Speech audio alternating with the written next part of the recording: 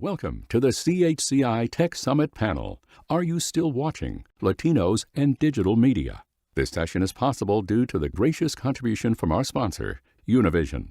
Our panel host for today will be Congresswoman Veronica Escobar, proudly representing Texas' 16th Congressional District. Representative Escobar serves on the prestigious House Judiciary Committee and House Armed Services Committee. Our moderator for today's session is Daniel Hernandez, Los Angeles Times reporter. Daniel covers culture in L.A. He is a two-time veteran of the Times, has reported for the Styles section of the New York Times, as editor of L.A. Taco, producer and correspondent for Vice News, editor of Vice Mexico, and as a staff writer at L.A. Weekly.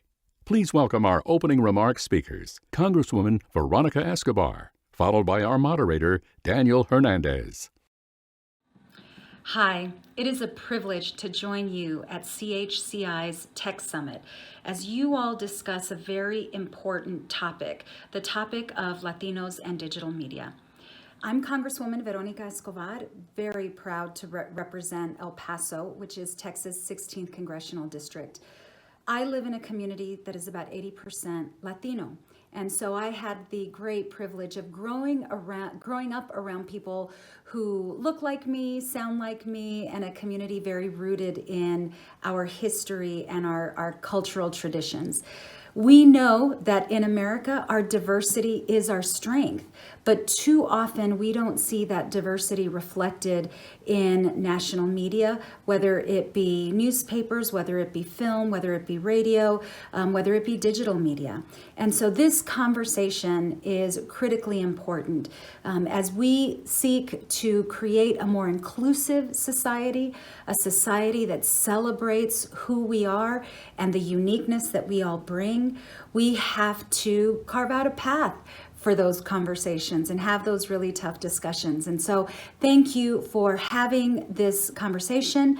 I hope that you have a very fruitful one, and thank you for including me. Thank you. Welcome, everyone, and thank you, Congresswoman Escobar, for that inspiring introduction. It's great to be here with all of you for this panel, which I hope will be very exciting and very fruitful for us as we move forward with this very discussion. Are you watching Latinos and media? And I personally think that it was really a banner year for us. I'm thinking in particular of the homie on TikTok in Idaho who really ripped open the internet a few months ago with his video that went incredibly viral. And I think that shows and demonstrates the powers of Latinos in the digital media space. We're on social media, I should say, 3 hours more than our white peers. But at the same time, there's been a lot of discussion this year about the lack of representation or proper representation, I should say, for Latinos of every sort in the digital media space. And this, of course, also includes the people behind the scenes, the executives and the people in power, and now as well our elected officials who are making strides or trying to really address this issue and bring forth our concerns and our faces and our stories into the digital space. So let's get right into it. I am going to allow our three really distinguished panelists today to introduce themselves. And first, I want to turn to our first panelist, Grisela M. Martinez, who is Vice President of Government Relations at the National Association of Broadcasters. Grisela, thank you for being with us today, and tell us a little bit more about yourself and maybe a project or something that you're working on or thinking about today. Well, thank you so much, Daniel, for the chance to be here today. I'm also really happy to have been part of this panel with an introduction by Congresswoman Veronica Escobar. She is my hometown congressperson, so always glad to see El Paso represented. I was really excited about this panel for a couple of reasons. One, because I myself am an alumnus of the Congressional Hispanic Caucus Institute internship program.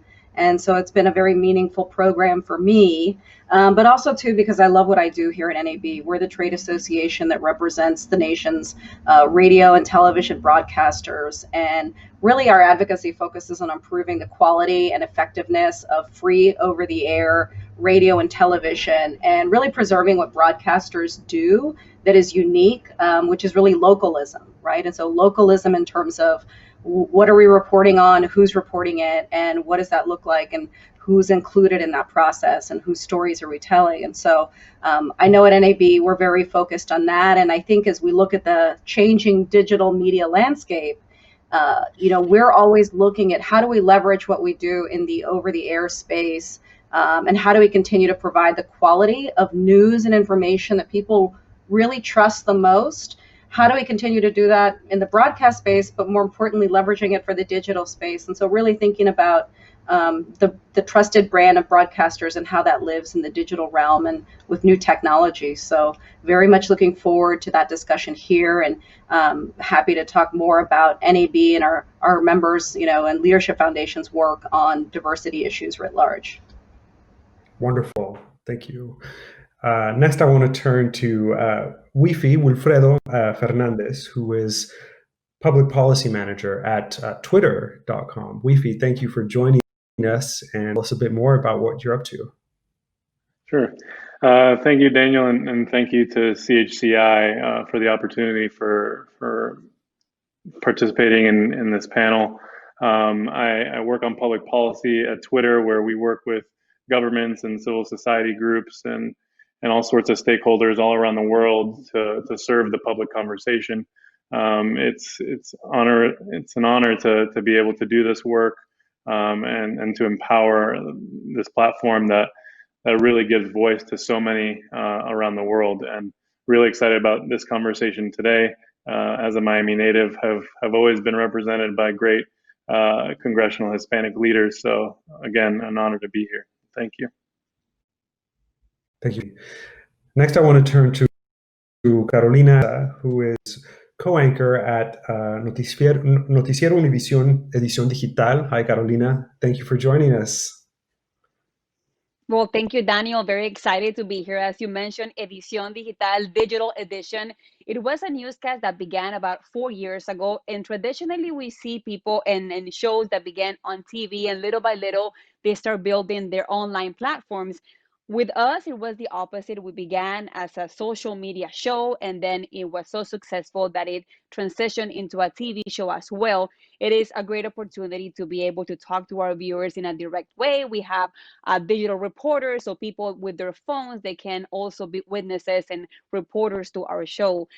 This is a great topic of conversations, Latino in the media, not only because I'm a journalist, I'm a woman, I'm a minority, I came from Colombia 23 years ago, but also because I'm a mother of a 2-year-old that was born in this country. So when Congressman Escobar was saying the word diversity, it resonates a lot, and it's very important to me, not only as a journalist, but also as a mother, someone who's thinking about the future of my daughter. It is my responsibility to give the news every day, but also thinking about what's coming ahead and the future for all the children of the US. We are 60 million Hispanics in this country, and that is going to continue to grow. So I'm so happy we're talking about this today, and thank you for the invite, Daniel. Thank you. Thank you, Carolina, for that really important point. I think that we really are talking about the future here. So let's bring all of our panel together now, and let's start talking about some of the kind of basics of really what we're dealing with. I'm just going to open it right up and ask you, how do you define sort of digital media and Latinos in digital media for this?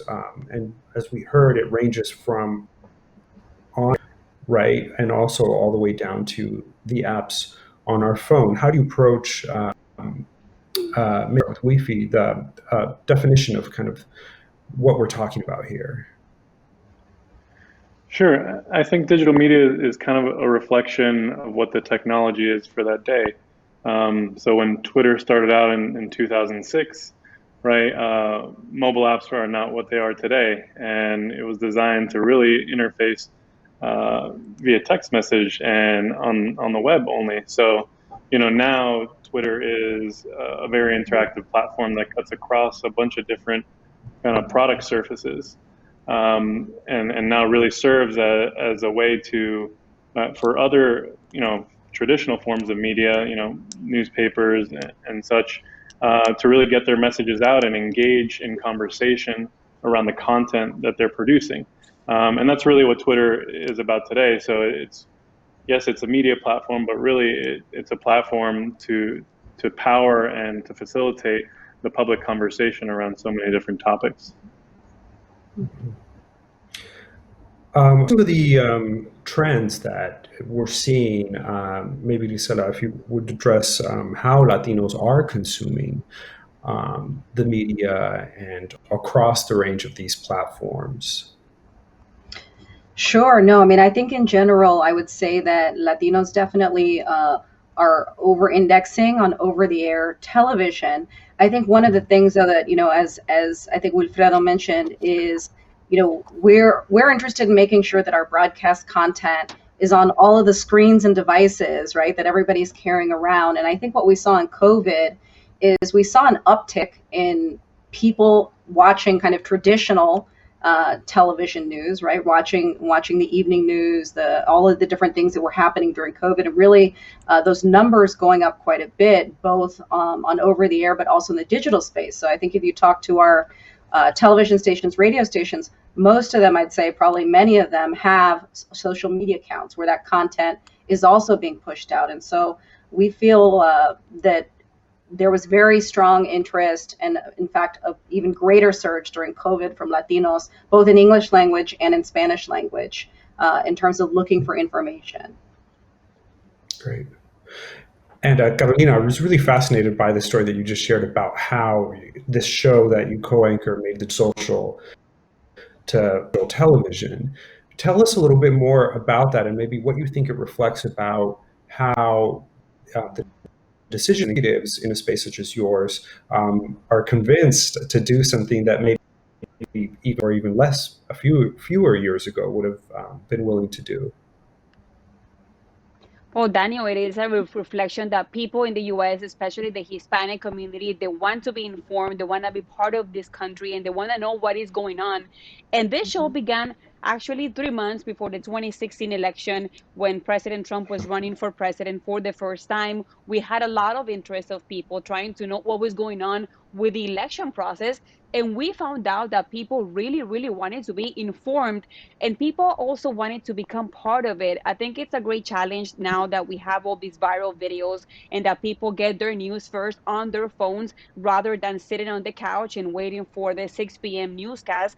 But it is also a great opportunity for us as journalists, as people that have access to that information, to curate that information. People already saw that video at 5 or 6 in the morning, but then you as a journalist, you already have the time and resources to get that phone call, get that phone and call and see if that viral video that people are seeing on their screens is really a true video.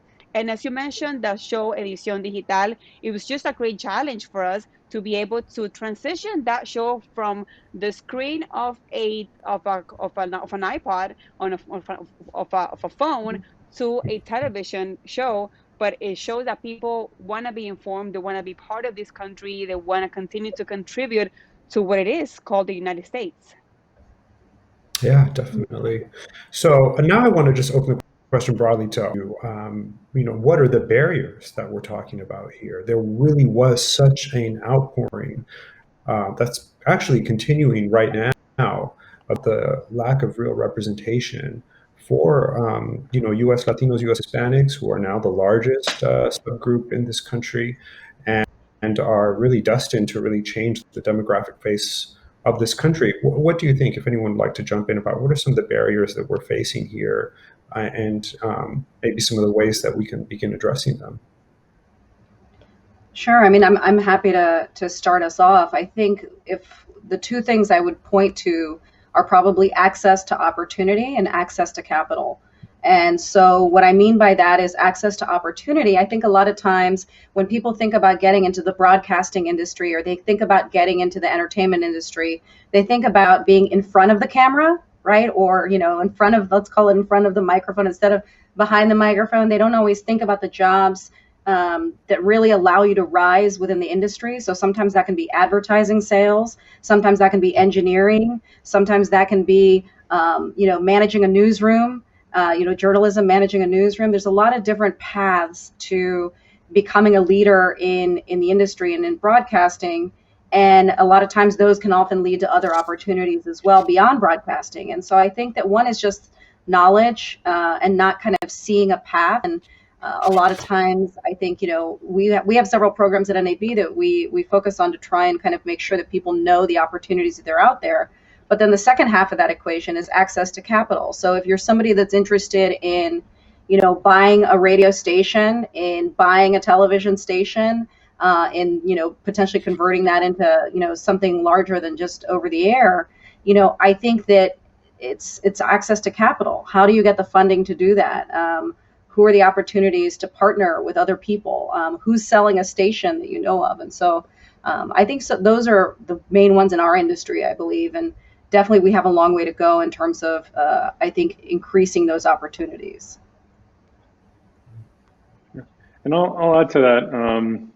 I used to work for Dr. Eduardo Padron at Miami-Dade College, a great leader in our community. He used to say talent is universal, but opportunity is not. And that's I think where Twitter plays a unique role in really opening up the world to individuals. So I think you can have interactions on Twitter that you otherwise would not have had. So I think it's really kind of being active in these new spaces that have really brought down the barriers to connection and interaction. So we need to continue empowering that on the platform. Mm-hmm. Yeah, and I think that is a very powerful word that you just said, the word empower. And I think that has changed a little bit. On talking about the positive side, when I began as a journalist back in Corpus Christi, Texas, I remember sometimes I would call the police station and try to get an interview, and they would be like, "Who? What? Who? Univision? What is that?" And now it has changed a lot. Now people know that we have a lot of Hispanic newspapers, magazines. Now we have two major Hispanic TV networks here in the U.S. So little by little, now we see every 4 years we hear that famous phrase, Latinos who make the difference in the elections. And I think that by having events like this and by giving opportunity to people like me that have an accent, I believe that it is great to bring knowledge to other people that Hispanics are doing great things in this country. When we write a story, and Daniel does it all the time, and we highlight this small business owner in LA that is creating jobs, I think that is having a huge impact on what the rest of the world knows about the Latinos in the US.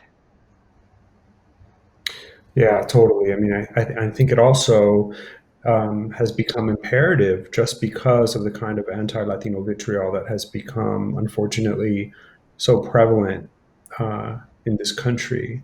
And so I think that leads us to this next, I think, really crucial question is, why is it important for Latinos to see themselves on the kinds of platforms that you represent?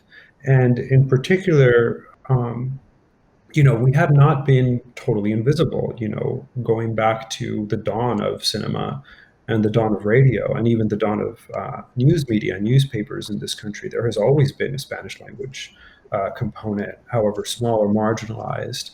I'm thinking just here in California and probably in many border states that there were Spanish language newspapers going back to the 1800s and so on. But why is it important, especially now in the year 2020, and especially now that Latinos are becoming more of a force in politics and in media? Why do we have to see ourselves more? Carolina, maybe back to you. Yeah, I believe we want to belong to something. And sometimes when we, let's say on the newscast, we are in a studio or we are outside, but we don't realize that we are coming into people's homes. So whenever people see me, let's say at the mall, they say hi to me, like they know me because I am part of their family. So if I, Carolina, if I look like them, it's easier for them to relate. It's easier for them to trust what I say. Sometimes on the air, one of the things I do is I speak about my family. And sometimes if there's a story about like just like today we interviewed this Hispanic mother, and she lost her son, he was a soldier.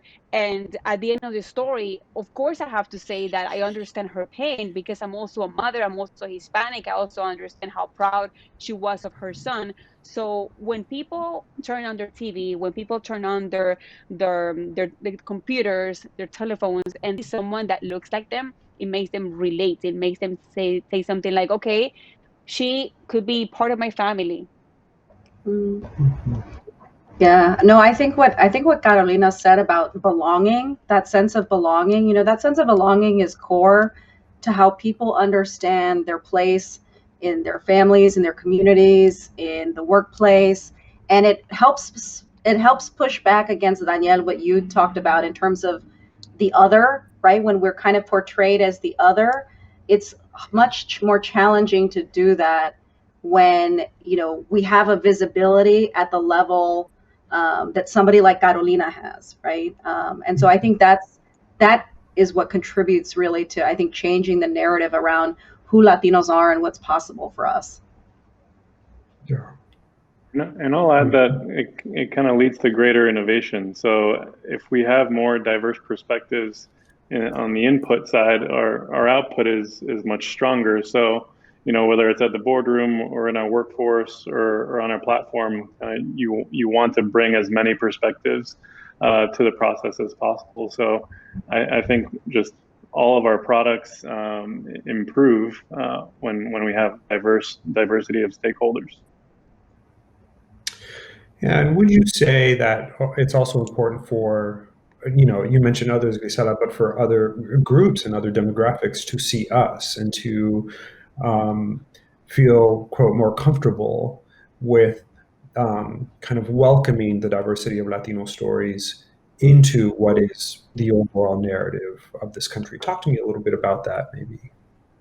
Yeah, sure. I mean, I think for us, we see it, broadcasters always strive to reflect the communities we serve.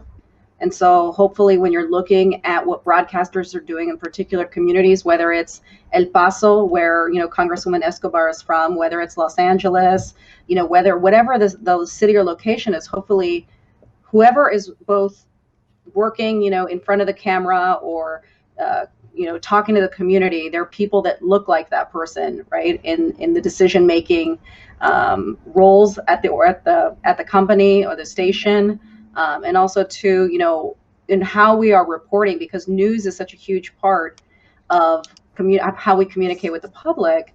I think that there has to be more awareness and understanding around how you're talking about different communities, especially, look, we just saw this in the election with the Latino community, how we're not monolithic, right?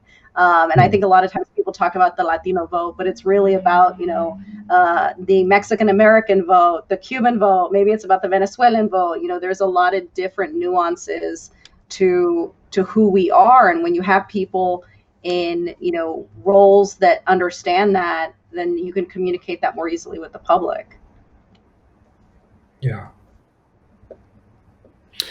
And one of the examples that comes to my mind also in regards of the public kind of seeing us more are, things that might seem innocent, but, really do have an impact, like the guy on TikTok that I mentioned, or for example, Dora the Explorer, which really helped, a whole or two of small children who are not Latino or don't grow up speaking Spanish to have access to some words in Spanish. I wonder if there's anything in the experience in your fields in the past years that you have seen how that directly has changed. That is to say, where a stakeholder or a decision maker who might have had more reticence previously to sort of welcoming or opening the space to you, whether it's digital or on air or on radio, or to the people that you represent, is being anyway.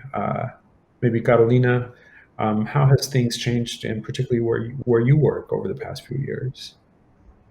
It has changed a lot, Daniel. For example, here at Univision, we have a sister station called Fusion, and we have this daily newscast, which is called U News. And it's basically a collaboration between all the reporters, all the correspondents from Univision. And what they do is they basically do their story of the day in Spanish, but then we do the same story of the day and we translate it in English. And I'm the for that show. As you can tell, I have a pretty heavy accent, but it doesn't matter because I'm able to tell the news the same way I do it in Spanish. And so the opportunity not only to practice my English, which is pretty good and pretty exciting, but also to get to more people. And this was crazy. When I gave birth, I remember I was in the hospital and the nurse came to me and she said, "Oh, you're Canada." Oh, yeah, yeah. And I thought she was watching our Univision broadcast, but then she's like, "No, no, no, no. I'm watching the Fusion. Fusion is a pretty small network. It is broadcast on some cable channels, but still we are able at Univision to not only get to people that only speak Spanish, but also those that rather get their news in English. Not only that, but it gives us the opportunity to interview people that only speak English and that sometimes we will interview them because we cannot interview them in Spanish. So I think it's great. It has changed a lot. It gives us the opportunity to reach more people. And as you were mentioning, Giselle, that the Hispanic community is very diverse in the way they think is when we see people that understand the Hispanic community that well, they only think that we only care about immigration. Of course, we do care about immigration. I was undocumented for many years before I became a citizen, but we also care about the economy. We also care about healthcare. We also care about the other things that are on. So Right. it's sometimes pretty difficult to begin in the morning of the newscast because we need to know our audience. We need to know what topic that they care about the most. And the Hispanic community is very diverse. Yeah, thank you, Carolina. Wifi, what, you're actually reaching us in San Francisco, Silicon Valley. Has there been a noticeable change in your broader industry and in the relations that you have there with regard to Latino representation in the digital media space? Yeah, there's no doubt, and it's an exciting kind of over the last few years. This year we saw kind of marquee events like Latinx Fest, thousands and thousands of registrants from all across the country, which we supported. And you have groups like Tequeria, which are growing in their chapters across the country. So I think there's both kind of the grassroots and kind of larger companies that are really making a commitment. Twitter is certainly to be one of the most diverse companies in tech, and we have some goals around that. 2025, we want to have at least 25% of our overall U.S. workforce be underrepresented minorities. I'm a product of these efforts. I recently graduated law school and I came to Twitter via a fellowship for Latinx and Black Hispanic graduate students.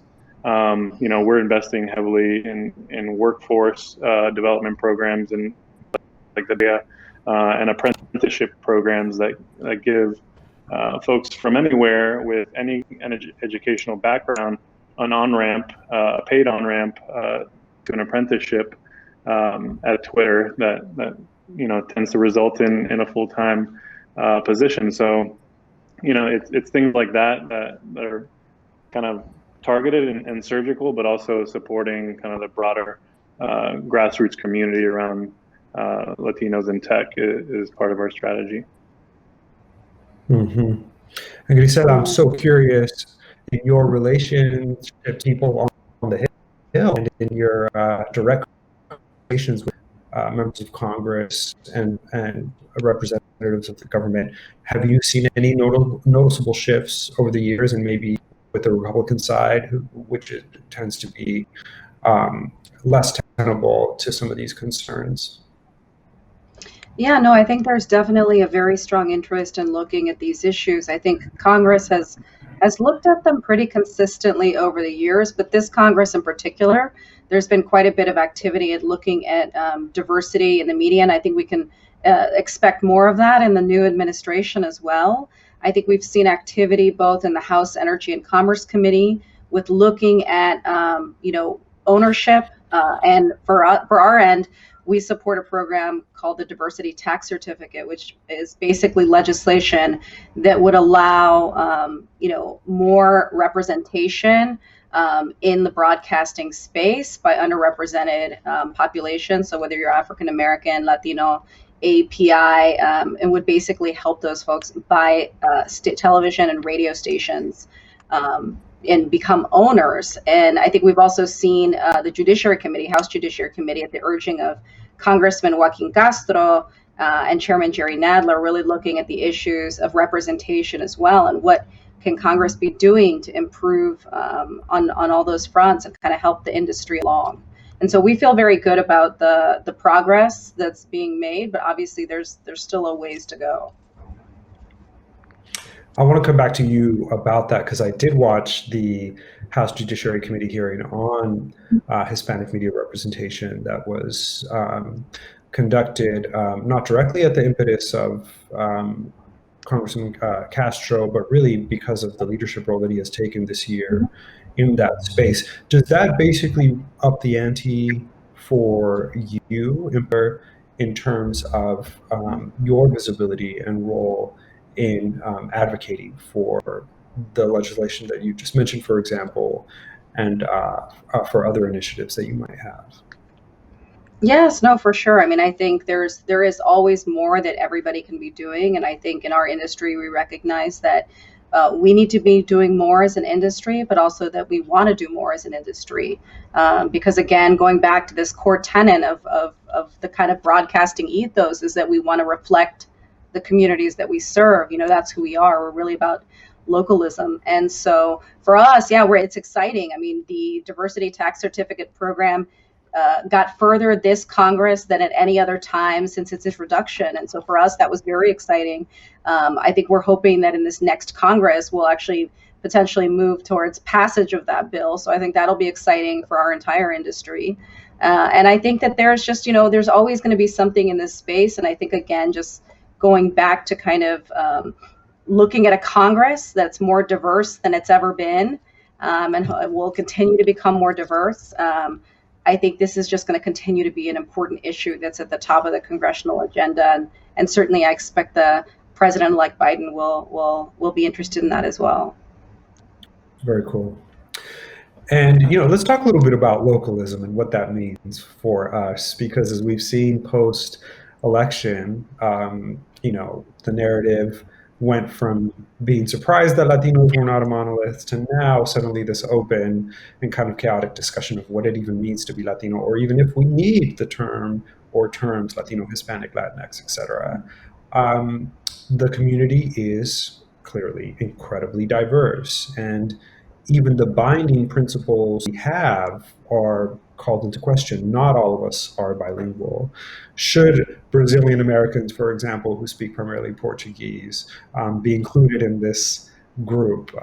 I've traveled to Colombia, where Carolina is from, places like Argentina, Peru, Chile, all countries where I've reported from are incredibly diverse, and you really do see people of every shade and color walk amongst you. Maybe, Carolina, if you could talk to me a little bit about what you've learned over the years, having been an immigrant, being an immigrant to this country, and how maybe your understanding of how we view race and color has colored your work and the way that you approach the kind of coverage and stories that you do.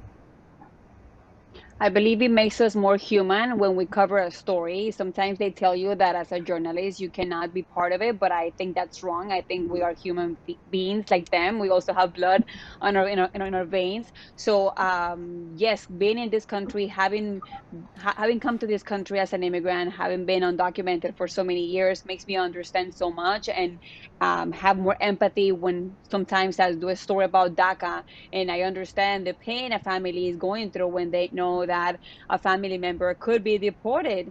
So it is a great opportunity to be able to work in this field, to know so many people every different day, every single day that we get to do a story, it is a different story. And I believe that being an immigrant, it really helps me connect with the audience better. And along those lines, there's been a lot of, or at least an opening of a discussion about topics that tend to be very sticky and that can be really difficult for family members to even discuss among themselves. Historic levels of anti-Blackness or in the Latino community, the kinds of discrimination that can exist against um, people who are indigenous immigrants or people who might have a heavy accent, as you point out, Carolina, and are learning English. And we have seen a lot of these videos go really viral on the internet in which there's these really ugly confrontations between people at restaurants, or against people, I should say, at restaurants or in department stores. Wifi, what is your approach there at Twitter to both allow these kinds of stories to be amplified? They do go viral. That's for a reason. It's shocking and it's angering, but there really is a lot of emotion there. Do you have any concern that these sorts of stories can end up doing damage to the ways in which that the community overall interacts with broader American society? Or what is the thinking there at Twitter about how to deal with some of these very ugly moments in which that kind of discrimination really does kind of pop out and become part of the news? Sure. Again, Twitter kind of reflects public sentiment around so many issues, and I think platforms like Twitter have given space and visibility into a whole host of interactions that not too long ago were invisible. So I think that's the power of a platform like Twitter. If things go viral, it's because there is a ton of interest in the conversation, and there is a conversation happening around a certain topic. So we're there to serve that, and we want to facilitate the conversation around it, kind of around the event. And we feel that that's critical to really understanding kind of the root cause of certain situations, and at some points, revealing truth and coming to reconciliation on challenges that certain individuals or groups may face between one another. So, we're proud of the role that we play in facilitating kind of that dialogue around sometimes some very difficult events. Mm-hmm. Yeah. And Grisela, any thoughts on that?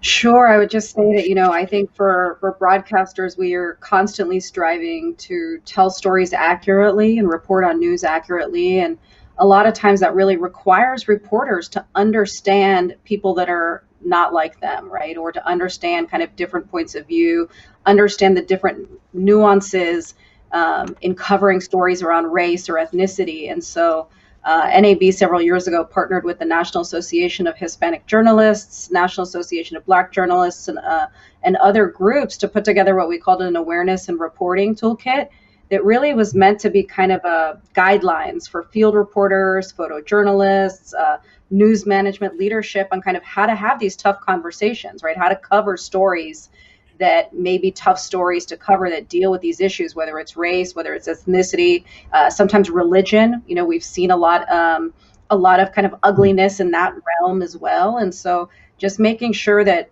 the folks that are reporting are doing it as best they can and understanding some of these challenges and nuances. But it's tough, right? It's tough to get it right. Yeah, completely.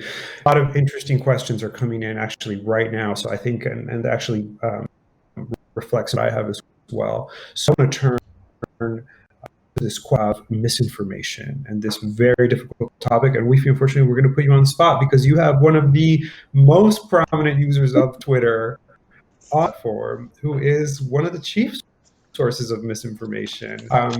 Let me just ask you, what are some of the methods and chief concerns that you have in the effect of misinformation that can exist on the social media platforms, Twitter, Facebook, Instagram? I know that the platforms have been doing now tagging some posts that clearly are not factual. Why did it take so long for that to happen? And this is a journalistic question at this point. Sure. Yeah, I think mis and disinformation is a challenge that we've faced as organized societies and democracies for some time now. So it's nothing new, but certainly kind of the tools that we need to develop to manage it, I think, are emerging. And so for us this year, on the topic of misinformation, was a special one. I mean, I think the pandemic for us really put us in a position where we had to really think about the health of the public conversation and folks finding reliable information on the platform. So that's been a focus of our team, throughout the year, and when we really tried to kind of elevate reliable sources of information. As far as dealing with it in real time, our position is that we want to provide as much context as possible and point people to authoritative and reliable sources on certain topics, whether that's kind of health information or whether that's in the elections context. And so really the more context we can provide, today it may be labeling and things of that nature. But also it's how do you help facilitate the conversation around a topic? So, it may be that someone brings a certain point of view that may be very controversial and create tension, but can you surround that point of view with all sorts of diverse perspectives? And that's the kind of conversation we want to have, is where kind of reliable and authoritative sources can provide more context when there may be questions about certain information. So, for example, when Twitter flags the president's tweets when they are not factual, has that been effective? Or how do you measure whether that is working?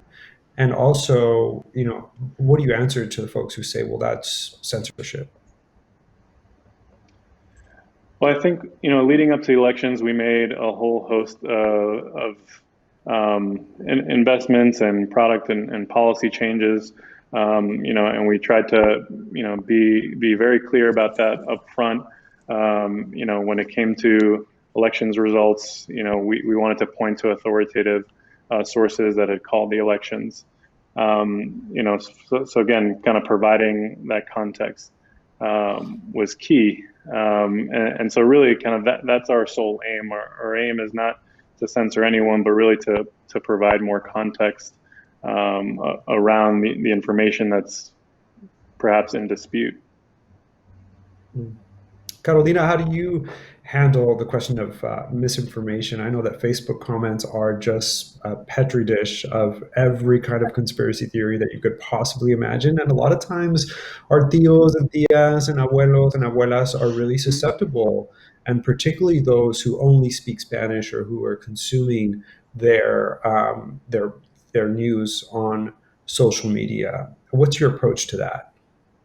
No, and it happens all the time, Daniel, at home. I say with my mom and dad, they always have these family chats and they're like, oh, the world's gonna end. My mom the other day, she's like, they're paying people to take the vaccine, $2,000. I'm like, no, mom, wait a moment. So that happens at home. So I get to work to the office and I'm like, people are thinking this and people are believing it. People sometimes see these posts on social media and they look very legit. So I think it's a big challenge, and it has to do with patience, because we do see, we as reporters, we also have social media accounts, so we see this video and we really want to be rushed to publish it, but we need to stop and think about patience and responsibility. Where is this video coming from? Do we even have permission to use it? Do we have to blur this video? When you have all these police brutality cases, sometimes it's really hard to show these images. So we need to stop for a moment and not be rushing to publish because we think it's a good video. We need to call the police department and make sure that it is a valid video But on the other side, on the positive side, I think it's great that everyone has a phone with them, because we see a lot of more points of view to a story. We see how even police departments, after something happens, after a crime scene, they always have this announcement to people telling them, if you have video, please send it to us. So the more eyes we have, the more phones recording that we have, the more points of view we have, and a better view of what is going on. Sometimes we think, oh, this is happening just now. Maybe it has been happening for a while, but we just didn't know about it because we didn't have access to phones.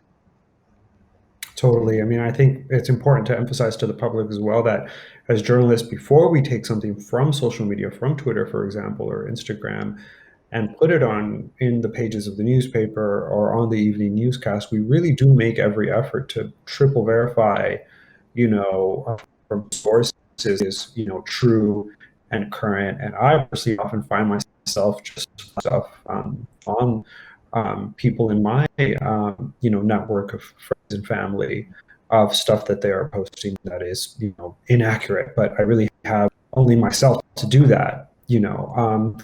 That was both an audience that I had prepared, but we are opening it right to everyone who is logged in right now and watching this great discussion. Turn to more questions, and this is a kind of a nitty-gritty one, and I want to take this one to Grisela, that pointing out that Warner Brothers announced that all their movies are going to be available on streaming next year. The pandemic, clearly had an effect there. What do you think about that? Does this mean that streaming is really going to overtake broadcast? Does that pose a kind of existential threat to your work and to the group that you represent? Tell me what your reaction was and the reaction of your members was to that news.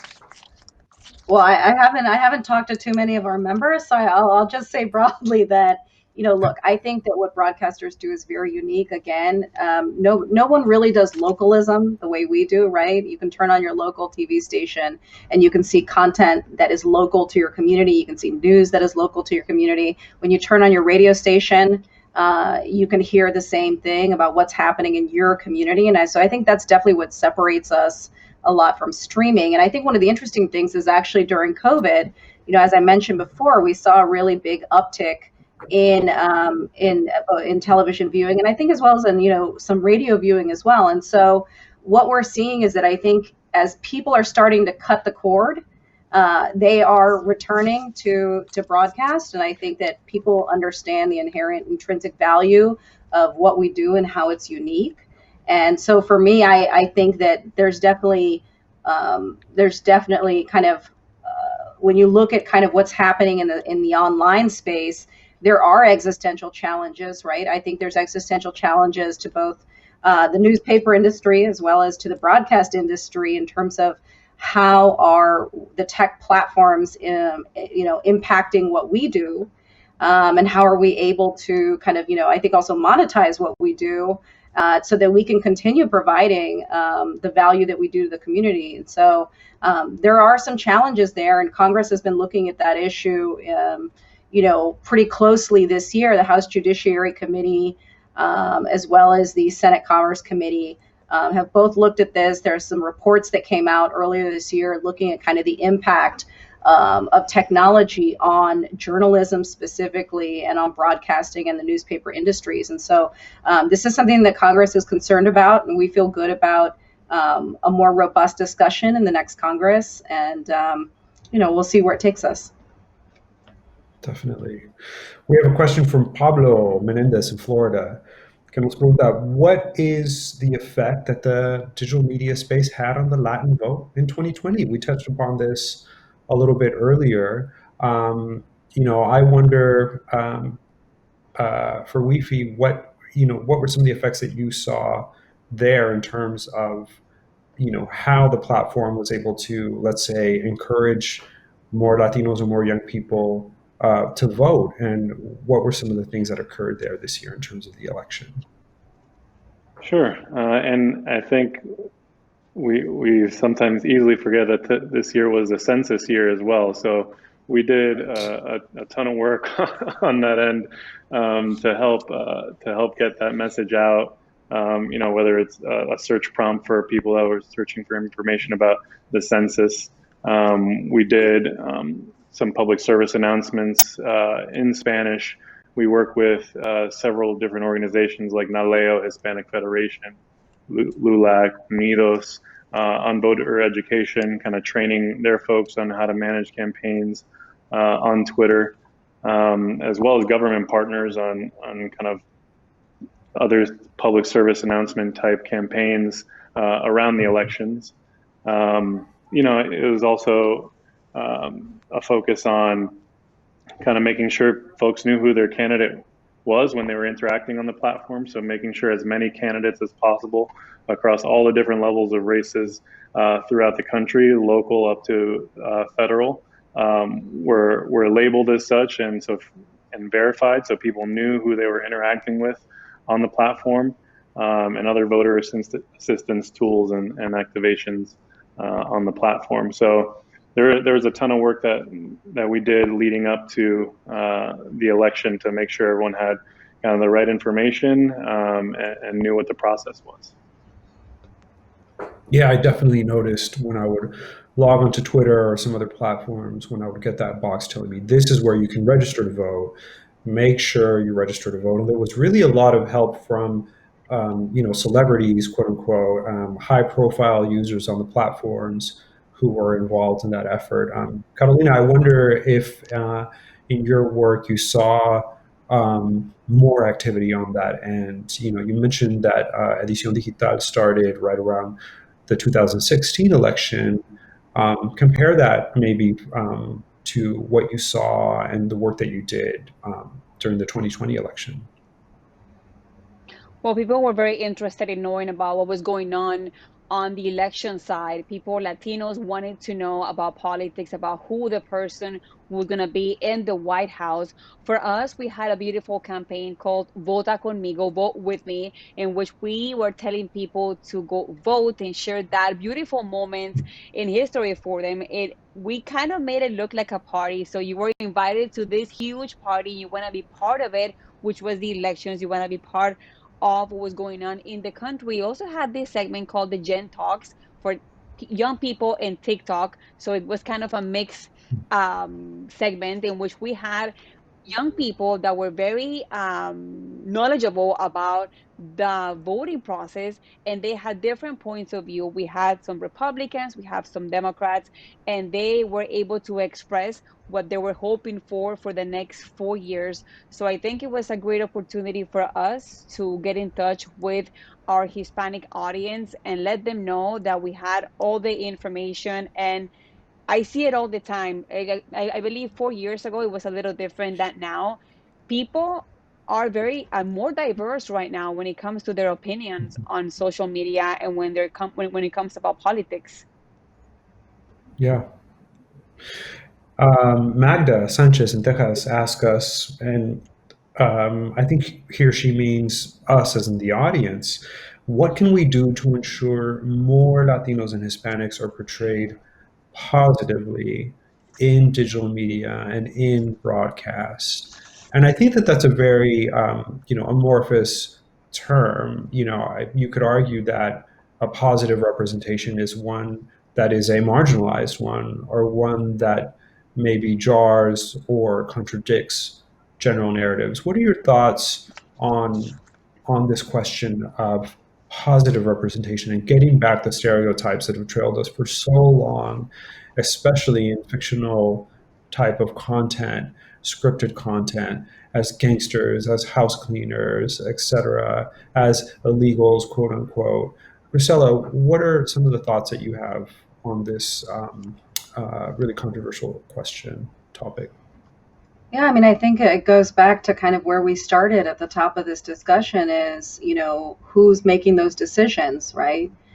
Who's making those decisions, and when they're writing, who's got the access to the opportunity to be a screenwriter, who's got the access to opportunity to be the agent that's casting an individual, who's got access to that, where in the pipeline, in the continuum of this industry do we have Latino representation? And so really making sure that, there's so many great programs and partners that we work with out there that are doing amazing work, to try and make sure that people are getting into all those different parts of the industry that, lead to kind of more visibility, whether it's, visibility on screen, as an actor, whether it's visibility in the boardroom as a CEO, who's making decisions about, business propositions for a station or for a studio. And so it's important to have representation, that 360-degree view, because at the end of the day, decisions get made by the decision makers. Yeah. Well, we have to move now into your closing statements. I really do appreciate the questions that have come in. Wifi, let's start with you. Based on this discussion for a minute or two, close us out with your thoughts on what we're all doing moving forward and hopefully into 2021, the changes that we hope to see with regard to Latino representation in digital media. Sure. We're very reflective on our work. I'll be very reflective about this conversation, and kind of the takeaways. We're in a position where we're seeking kind of partnership at all levels, grassroots and the national media, to really kind of fuel and empower the public conversation around the topic. So I kind of encourage folks who are tuning in, if you have ideas of how you can partner with us at Twitter, big ideas, small ideas, we're open.